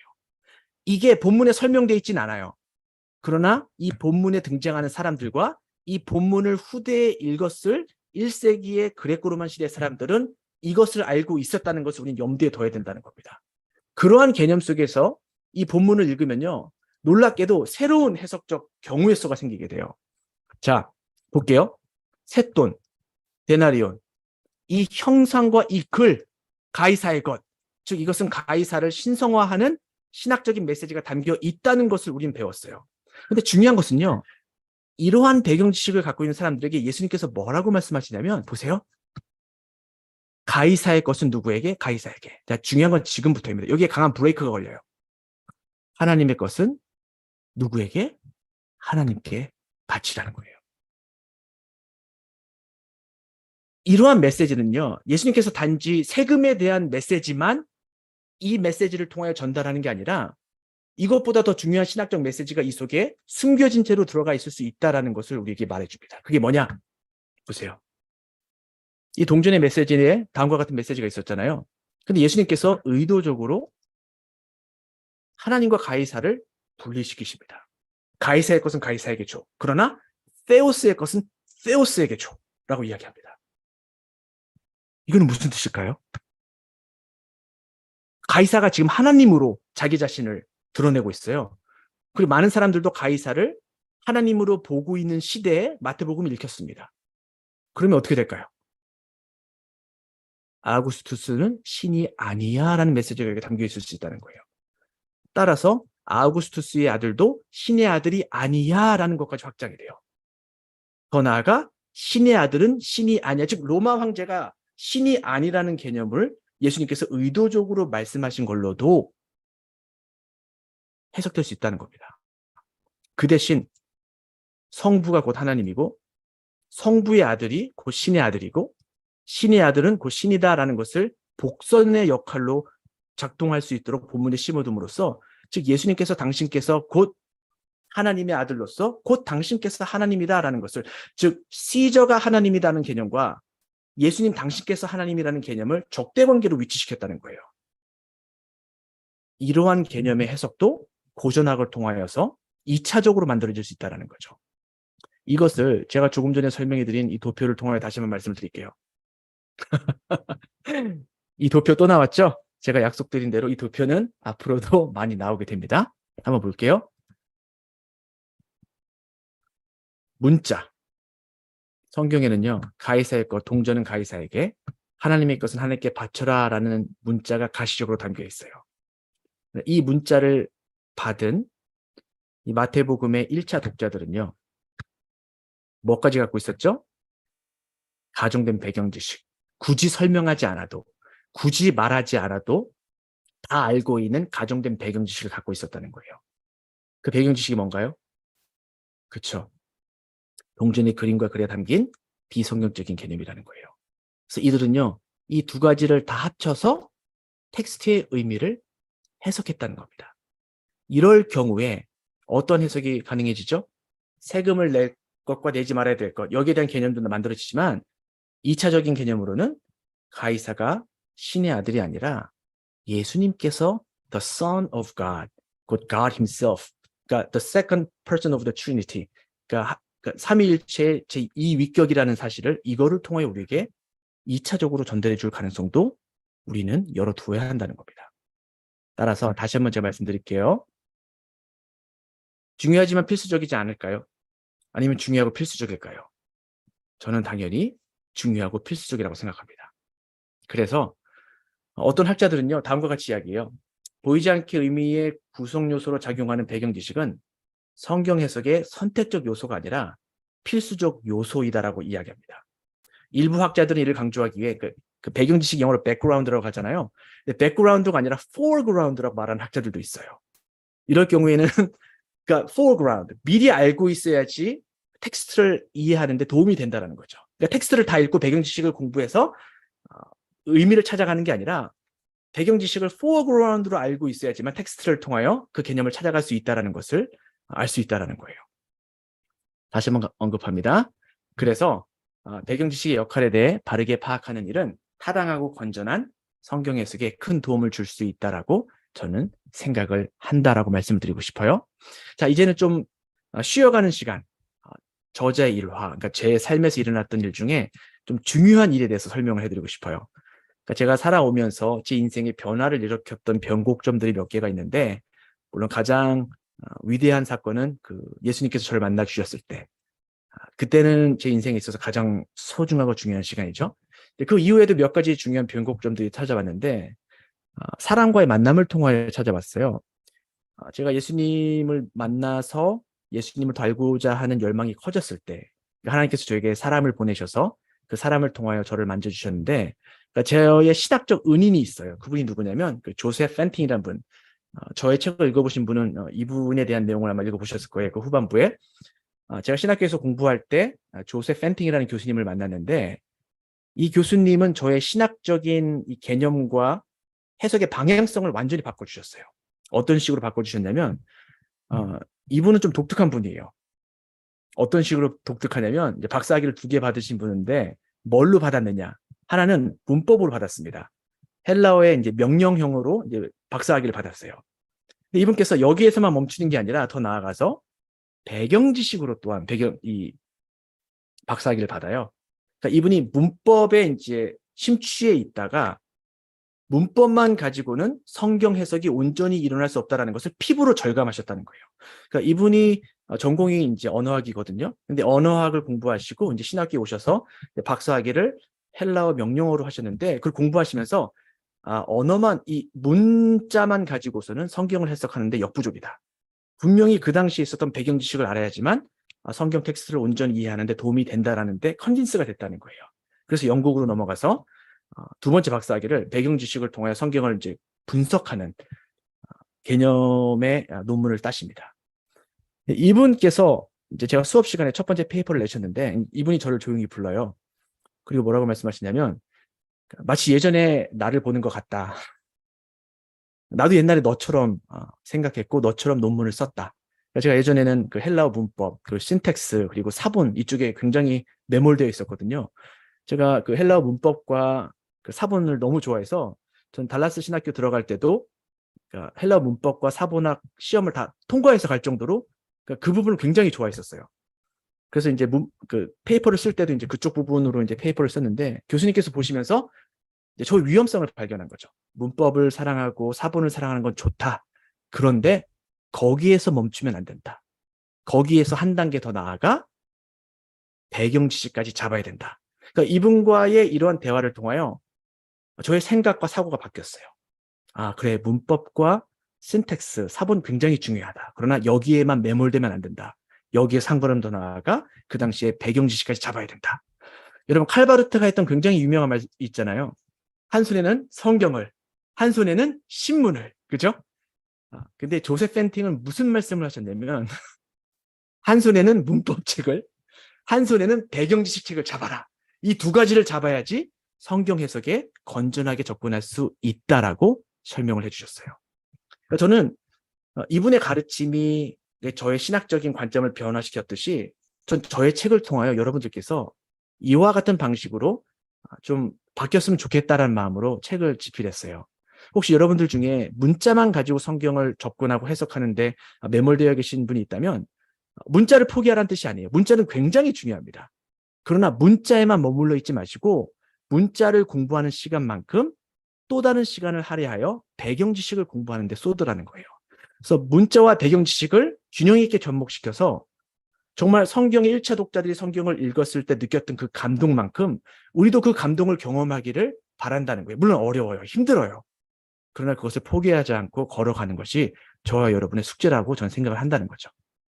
그래서 텍스트의 의미는 가시적인 문자 더하기 비가시적 배경 지식이 있다는 것을 여러분께서 기억하시면 좋을 것 같고요.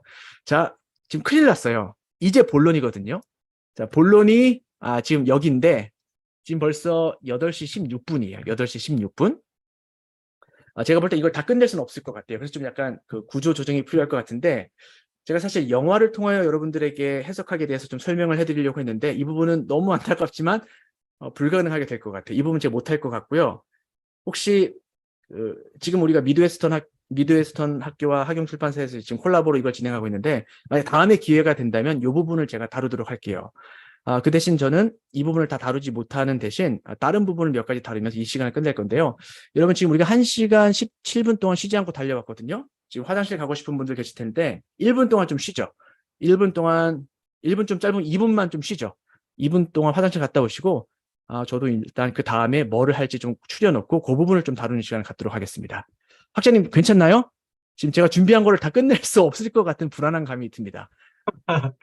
예, 이상한 교수님께서 얘기하신 것처럼 한 2분 정도 쉬고, 8시 18분부터 다시 시작해서 마무리로 들어가는 게 좋을 것 같습니다. 예, 다 끝내지 알겠습니다. 못하신 건 뭐 아쉽지만은, 그거는 뭐 또 기회가 있으리라고 또 생각을 하니까 네네, 괜찮습니다. 네, 알겠습니다. 네, 네, 그러면 18분에 뵙도록 하겠습니다. 2분에 뵙도록 할게요. 네, 그러면 2분 후에 뵙도록 하겠습니다. 네네.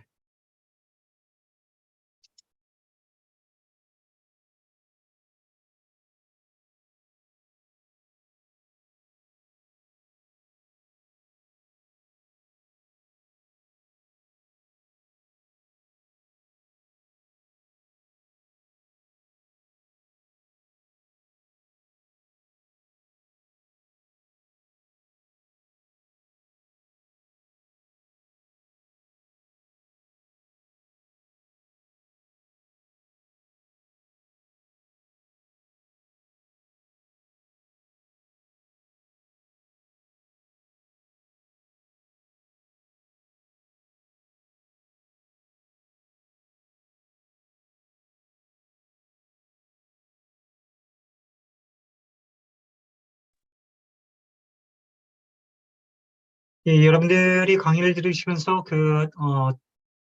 제기할 수 있는 그러한 그 질문에 대해서는 여러분들이 계속 Q&A에 남겨주시기 바랍니다. 자, 그러면 이상원 교수님 계속해서 강의해 주시겠습니다. 네, 감사합니다. 자, 혹시 화면이 보이실까요? 네, 보입니다. 오케이. 자, 화면 한번 봐주시고요. 지금 굉장히 복잡하게 나와 있는데 위에 있는 그림은 그냥 생략하도록 할게요. 여기에 대한 설명이 필요한데 요건 다음에 우리가 하는 걸로 하고요. 그 대신 우리가 아까부터 이야기했던 성경 텍스트의 의미는 가시적인 문자와 비가시적인 배경 지식이 만나 이루어진다라는 개념을 중심으로 그 연장선에 대해서 다루도록 할게요. 계시록 19장 16절 말씀이 있어요. 제가 한번 읽어볼게요. 예수님의 널적 다리에는 왕들의 왕, 군주들의 군주라는 이름이 적혀 있습니다라고 되어 있죠. 세번역 성경인데요. 여러분 이 구조를 어떻게 생각하세요? 예수님의 널적 다리, 그 허벅지거든요. 예수님의 허벅지에 글이 써 있대요. 어떠한 글이 써 있냐면 그 왕들의 왕, 그리고 주들의 주가 써 있다는 거예요. 이 구조를 한번 잘 생각해 보세요. 어떻게 생각하십니까? 제가 미국에 유학 갔을 때 저에게 룸메이트가 2명이 있었는데 그중에 한 친구가 이 구조를 굉장히 사랑했어요. 근데 그 사랑한 이유가 굉장히 독특합니다. 참 제가 그 친구의 이야기를 듣고 무척 놀랐는데 이 구조를 어떻게 해석하냐면 문신을 해도 괜찮다는 의미로 이 구조를 해석하는 거예요. 그 이유를 물어보니 예수님의 허벅지에도 문신이 새겨 있다는 거예요. 어떠한 문신이냐? 예수님의 허벅지에 왕들의 왕, 군주들의 군주라는 글자가 써 있다는 것은 예수님의 다리에 문신이 새겨져 있다는 거고 예수님의 다리에 문신이 새겨져 있다는 것은 우리 역시도 허벅지에 문신을 새겨도 된다라는 식으로 해석을 해요. 굉장히 참신하고 재밌죠? 그래서 미국에는요, 그리스도인들 중에 허벅지에 문신을 새기는 사람들이 생각보다 많이 있습니다. 제 지인들만 해도 몇 명이나 돼요. 자, 증거를 대보라고요. 자, 그림을 보세요. 말 그대로 허벅지에 문신을 새기잖아요. 이 부분에 대해서 여러분에게 질문하고 싶어요. 예수님의 널적 다리에 글자가 써 있다는데 이 글자가 써 있는 의미를 우리는 어떻게 해석해야 될까? 혹시 가정된 배경 지식을 통하여 이 표현을 해석할 수 있을까라는 질문을 이제는 여러분께서 던질 수 있으셔야 된다는 거예요. 예전 같으면 우리는 이 문자에 매몰되어 이 문자를 뭐 문법적으로 분석하고 신텍스에서 어떤 식으로 도드라지는가를 통하여 이 문자에 담겨 있는 의미를 찾아내려고 했지만 이제는 그 작업을 하기 전에 혹시 그 당시에 허벅지에 글자가 써 있는 어떤 값을 가지고 있는 요소가 있지 않았을까? 라는 생각을 할 수 있는 데까지 나가야 된다는 거죠. 감사하게도 이 부분에 대해서 연구를 한 학자가 있습니다. 제가 그걸 좀 소개시켜 드리려고 해요. JBL이라는 저널에서 출판됐는데요. 그러니까 탑티어 저널이에요. 굉장히 좋은 저널인데 2018년, 그 비교적 최근 저널이죠. 이 저널에 보면 The Rider on the White Horse, The Thigh Inscription, 그러니까 허벅지의 글자라는 거죠. And Apollo. 아폴로가 누구죠? 그레코로만 시대의 신이죠. 그러니까 예수님의 허벅지와 아폴로의 신을 비교하는 내용이 나옵니다. 그 내용을 제가 요약을 해드릴게요. 이 저널을 다 읽을 수 없기 때문에 제가 이 저널을 쓴 학자의 주장을 좀 요약해 볼게요. 그 에드워즈의 방법론을 요약하자면 첫 번째, 인격적 존재, 즉 신적인 존재 예수님이죠. 신적인 존재의 허벅지에 글이 쓰여 있다는 개념이 아무런 설명 없이 요한계시록에 쓰여 있다는 데 집중합니다. 그러니까 이걸 설명하지 않았다는 거예요. 여기에 대해서 우리는 뭐를 갖게 되죠? 의미의 공백을 갖게 됩니다.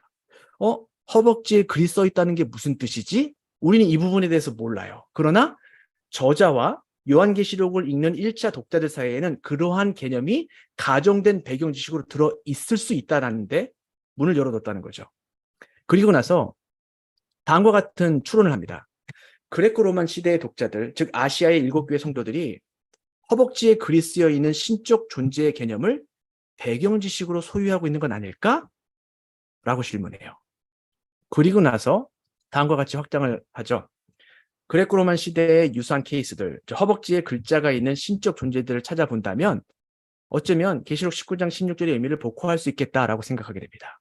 다시 한번 설명하자면 허벅지에 글이 쓰여 있는 인격적 존재 혹은 신적인 존재를 찾아낸다면 그 신적 존재와 예수님을 유비하면서 동일한 점과 차이점을 고려해서 텍스트의 의미를 발굴할 수 있지 않을까라는 질문을 하면서 그 당시에 허벅지에 글이 새겨져 있는 신들을 찾기 시작했다는 거예요. 자, 그래서 아주 유의미한 결과를 찾아냅니다. 자, 그림 봐주세요. 죄송합니다. 제가 나뭇잎을 가리려고 했다가 조각이 이제 깨졌기 때문에 제가 나뭇잎을 달진 않았어요. 여러분께서 이해해 주세요. 보면 지금 동상에 나오죠. 이 동상의 왼쪽 허벅지를 보세요. 자세히 보세요. 뭐 낙서처럼 보이죠? 여기 헬라어로 글이 써 있습니다. 허벅지에 다음과 같은 글이 써 있어요. 보면 made an offering of 점점점 누구에게? 아폴로라는 신에게 허벅지에 글이 쓰여 있는 동상이 헌납됩니다. 즉 아폴로 신과 허벅지에 글이 써 있는 개념과 연결되어 있다는 거예요. 자, 여기서 끝나지 않습니다. 또 다른 동상이 또 발견돼요. 보다시피 뭐가 발견되죠? 글자가 발견됩니다. 헬라어가 쓰여 있어요. 근데 보세요. 여기도 뭐가 나오죠? 역시 아폴로가 등장합니다. 아폴로랑 연결되어 있다는 거죠. 뭐가? 허벅지에 글이 쓰여 있는 신적 존재가. 자, 또 다른 거 볼게요. 역시 또 다른 동상이 나와요. 역시 여기 헬라어로 쓰여 있죠. 신의 이름이 나옵니다. 누가 나오죠? 아폴로가 나와요. 좀 더 구체적으로 이야기하자면 허벅지에 글이 쓰여 있는 신은 지금껏 발견된 자료에 의하면 아폴로밖에 없습니다. 다른 신들이 아니라 아폴로밖에 없어요. 때문에 그 당시에 그 독자들은요, 허벅지에 글이 쓰여 있는 신적인 존재하면 당연히 누구를 가정된 배경지식으로 갖고 있었을까요? 아폴로를 갖고 있었다는 거예요. 때문에 아폴로와 허벅지에 글이 쓰여 있는 신과 연결시킨 것이 가정된 배경지식으로 먼저 있었던 사람들에게 요한이 예수님의 허벅지에 글이 써져 있다. 근데 그 글이 뭐예요? 만왕의 왕이요 만유의 주라는 글이라는 거죠. 그래서 독자들이 그 글을 읽을 때 당연히 누구를 떠올릴까요? 아폴로를 떠올리면서 읽게 되죠. 그러면서 생각 그림이 어떻게 바뀔까요? 첫 번째, 허벅지에 글이 쓰여져 있네. 그건 아폴로인데? 근데 예수님께도 허벅지에 글이 써 있네? 근데 예수님의 허벅지에 쓰여 있는 글은 아폴로의 허벅지에 쓰여 있는 글과 차원이 다른 신적인 글이에요. 예수님의 허벅지에는 어떠한 글이 쓰여 있죠? The King of Kings, 만왕의 왕이요 만유의 주라. 당연히 아폴로보다 높은 신으로 예수님을 언급하는 요한의 문학적 장치가 이 구절에 담겨 있다는 것을 우리가 알 수 있죠. 때문에 이 부분은 어떤 식으로 결론 낼 수 있냐면 요한계시록 그 말씀은요, 아폴로를 저격하기 위한 장치였다는 거예요. 다른 신이 아니라 아폴로를. 예수님의 허벅지에 만왕의 왕 만유의 주라는 글이 쓰여 있다는 의미는 아폴로의 속성을 아폴로가 아닌 예수님의 속성으로 돌리는 장치라는 겁니다. 놀랍게도 계시록에는 아폴로를 저격하는 내용으로 볼 수 있는 구절들이 꽤 많이 등장합니다. 계시록 6장 2절, 12장은 거의 뭐 처음부터 끝까지 다 아폴로를 저격하는 글로 많은 학자들이 이해를 하죠. 9장 11절, 19장 16절. 때문에 이 부분을 우리가 조금 전에 보여드렸던 도표에 대입시켜서 해석하자면, 이 부분도 중요한 부분이에요. 우리가 생각할 때 이제 제우스 혹은 주피터, 그러니까 왜 아폴로를 저격할까? 아폴로보다 더 높은 신이 제우스 아닌가? 주피터 아닌가라고 생각할 수가 있어요. 왜 하필이면 아폴로를 저격할까? 이런 질문이 우리에게 나올 수가 있겠죠. 이 부분도 굉장히 중요하고 유의미한 부분인데, 아쉽게도 이 부분은 지금 우리가 여기서 다룰 수는 없어요. 이 부분을 우리가 아까 보여드렸던 도표에 대입해서 풀자면, 요한계시록에는요, 예수님의 허벅지에 만왕의 왕 만유의 주가 쓰여 있다라는 것만 나와요. 또 다른 의미는 나오지 않아요. 그냥 그 뒤에는 그냥 다른 내용이 그냥 막 나옵니다. 그래서 우리는 이걸 읽다 보면, 저게 왜 저게 쓰여 있지? 그러니까 마치 없어도 되는 것만 같은, 그러니까 꼭 저기 있어야 되나? 오히려 의미의 공백을 만드는 요소로 작용하지만 1차 독자들은 우리처럼 의미의 공백을 만나지 않았다는 거예요. 성경의 모든 단어는 다 소중합니다. 성경의 모든 문장은 다 소중해요. 단지 우리가 그 단어와 문장의 의미를 아직 발굴하지 못했기 때문에 그 구절이 불필요한 구절처럼 보이는 것뿐이지, 원독자들에게는요, 모든 단어와 구절을, 심지어 모든 형태 속까지도 유의미하게 의미의 구성 요소로 성경에서 작용하고 있다라고 인식을 했다는 거예요. 예수님의 허벅지에 담겨 있는 글도 마찬가지예요. 우리에게는 알쏭달쏭 왜 있는지 모르는 구절이지만 1차 독자들에게는 굉장히 유의미한 의미를 담고 있다는 거죠. 왜죠? 그들에게는 다음과 같은 가정된 배경 지식이 있었기 때문에 그래요. 요 두 가지를 섞어서 텍스트의 의미를 돌출해냈기 때문에 우리와는 비교할 수 없을 정도로 깊은 의미를 그 구절을 통하여 찾아냈다는 거죠. 그래서 이 구절을 어떤 식으로 해석할 수 있냐면, 아까 얘기했다시피 아폴로를 저격하기 위한 장치이다. 여기에 대한 우리의 질문은 왜 아폴로를 저격하는 거겠죠. 그러니까 이 부분을 사실 저도 몹시 다루고 싶어요. 그러나 안타깝게도 이 시간에 다룰 수가 없습니다. 그 이유는, 제가 뭐 하나 소개할게요. 2025년에 위대하신 하나님 예수라는 책 가제가 출판이 됩니다. 거기서 제가 이 부분을 자세하게 다룰 거예요. 이렇게 질문할 수도 있겠죠. 아니, 왜 2025년이냐? 지금 2023년이면 2023년이나 4년에 출판할 수 있지 않느냐? 맞아요. 근데 그렇게 할 수 없는 이유는 또 한번 소개하겠습니다. 2024년에는 위대하신 하나님 야훼라는 책이 나올 생각이에요. 물론 가제입니다. 여러분께서 이 책 두 권을 읽어보시면 제가 지금 사용한 이 해석학적 모델들을 성경에 어떻게 실체적으로 대입하는가를 구체적으로 살펴볼 수 있습니다. 그러니까 여러분께서 많은 궁금증들은 이거를 통하여 해소하면 좋을 것 같다라고 생각을 드리고요. 이제 시간이 거의 됐기 때문에 제가 이제 마무리를 해야 될 것 같아요. 너무 아쉽게도. 지금 다루고 싶은 내용이 많은데 이걸 넘어가야 될 것 같아요. 여러분에게 퀴즈를 드리고 마무리 짓도록 하겠습니다. 자, 의미의 구성 요소가 있죠. 공식이 있습니다. 덧셈, 는. 텍스트의 의미는요, 두 가지의 요소가 접목되어 만들어집니다. 첫 번째 요소 뭐죠? 자, 컨닝하지 마시고 여러분께서 직접 말씀해 보세요. 텍스트의 의미를 구성하는 첫 번째 요소는요, 문자예요. 자, 그러나 문자만 가지고는 텍스트의 의미를 완전히 돌출해낼 수 없다는 걸 배웠습니다. 문자와 더불어 뭐가 있죠? 그렇죠. 가정된 배경 지식이에요. 문제는 뭐냐? 문자는 보입니까? 안 보입니까? 우리 눈에 보여요. 그러나 가정된 배경 지식은 보이지 않는다는 거죠. 때문에 이것들을 전부 다 고려하여 텍스트의 의미를 찾아내는 것이 저와 여러분의 숙제가 된다는 거예요. 그래서 우리가 나가야 될 방향은요, 다음과 같습니다. 두루두루 공부할 것. 답을 못 찾는다고 연구를 멈추지 말 것. 해석이 중립적이라고 착각하지 말 것. 의심하며 믿고 또 믿고. 이것들을 우리가 고려하면서 공부를 할 때, 즉 다음과 같은 개념으로 공부할 때 우리는 여러 가지 이제 개념들을 찾아낼 수 있다. 그래서 성경의 의미를 바르게 이해할 수 있다라고 우리는 해석할 수 있지 않을까라는 생각이 들고요. 이제 말씀을 맺으면서 제가 정말 하고 싶었던 얘기 하나만 하고 맺도록 할게요.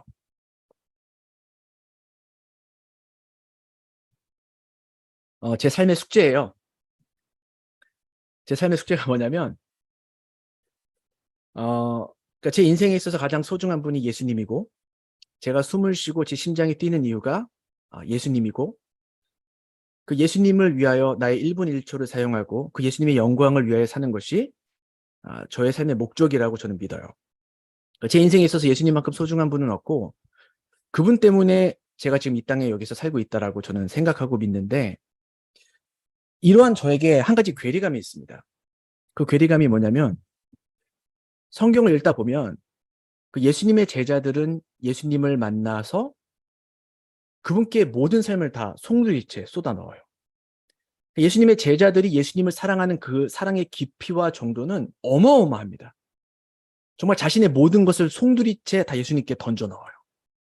그건 뭐냐면 예수님을 그만한 가치가 있는 분으로 인식했다는 거거든요. 전 거기에서 괴리감을 느낍니다. 왜냐하면 저도 예수님을 사랑해요. 예수님을 더 알고 싶어요. 그분을 위하여 귀하게 쓰임받고 싶은데, 제가 예수님을 향한 사랑의 깊이가 예수님의 12제자가 예수님을 향해 갖고 있는 사랑의 깊이만큼 깊고 넓지 못하다. 이게 저를 굉장히 아프게 합니다. 사도 바울도 보면 예수님을 향한 사랑의 깊이와 넓이가 굉장히 넓은 사람이에요. 그러나 저를 바라보면 사도 바울과 비교할 수 없을 정도로 간장 종재기와 같은 깊이와 넓이를 갖고 있는 제 모습을 바라봐요. 이게 왜 괴리감이냐면, 아무리 성경을 읽어도 예수님에 대해서 예수님의 12제자만큼, 그리고 사도 바울만큼 예수님을 이해하지 못하기 때문은 아닐까라는 생각이 들어요. 바로 이게 포인트예요. 예수님의 제자들은요, 예수님을 만납니다. 예수님께서 내 인생을 전부 다 쏟아붓기에 충분한 가치가 있는 분이라는 것을 느껴요. 그렇기 때문에 그들이 예수님께 사랑을 쏟아붓는데 어렵지가 않았다는 거예요. 여러분, 영화 중에 If Only라는 영화 혹시 아세요? 그 영화에 보면 그 여자 주인공이 남자 주인공을 향해 이런 말을 합니다. 그러니까 내가 그 남자를 사랑하는 게 너무 쉬웠어요라는 거예요. 그 사람으로부터 내가 사랑을 너무나 깊게 받았기 때문에 내가 그 사람을 사랑하는 그 사랑이 쉬웠다는 거예요. 그러니까 제자들이 그랬어요. 예수님에게 엄청난 사랑을 받았기 때문에 그분을 되려 사랑하는 게 어렵지 않았다는 거예요. 근데 저는 그렇게 하지 못하는 모습을 보고 전 문제점을 어디서 인식하냐면, 내가 아직 성경을 통하여 성경이 드러내고 있는 예수님을 아직 충분히 온전히 만나지 못했구나라는 생각을 갖게 됐습니다. 그래서 그 이유가 뭐냐면, 제자들이 갖고 있었던 가정된 배경 지식이 저에게는 턱없이 부족한 거예요. 때문에 여전히 성경을 읽다 보면 제자들의 심장을 터치했던 그 예수님의 강력한 사랑과 은혜가 그들의 심장을 터치했던 것만큼 저를 아직 터치하지 못하고 있는 거예요. 그래서 저는 성경을 읽을 때마다 하나님께 기도해요. 제자들이 예수님을 느꼈던 것만큼 나 역시도 그렇게 예수님을 느끼게 해달라고, 내 눈을 열어달라고, 내가 정말 원독자들의 배경 지식을 최대한 취할 수 있게끔 나에게 지혜를 달라고 하나님께 간구를 해요. 전 여러분도 저와 같은 기도를 하기를 초대합니다. 예수님을 정말 사랑하기 원한다면 억지로 사랑할 수 있지 않아요.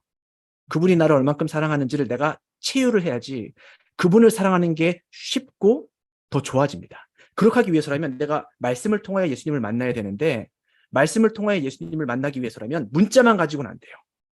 성령 하나님께서 우리에게 문자를 올바로 이해할 수 있는 지혜와 더불어 그 당시의 배경 지식을 온전히 복구할 수 있는 능력까지 허락해 주셔야 되는데, 우리가 이 두 가지를 놓고 앞으로 함께 기도할 때 아마 우리는, 물론 제자들이 느낀 것만큼 온전히 예수님의 사랑을 느낄 수 없다 할지라도 그 발치에까지는 갈 수 있지 않을까라는 생각이 들어요. 그러니 제가 여러분에게 드리고 싶은 마지막 조언은요, 함께 열심히 기도하며 공부하고 열심히 공부하며 기도하면서 성경이 증거하는 예수님을 내가 정말 깊이 체험할 수 있도록 기도하면서 이 공부를 할 때 하나님께서 우리의 눈과 마음을 열어주시는 은혜를 보여주지 않을까라는 생각이 들어요. 이러한 저와 여러분이 되기를 진심으로 바라면서 전 여기에서 바톤을 우리 학장님께 넘겨드리도록 하겠습니다.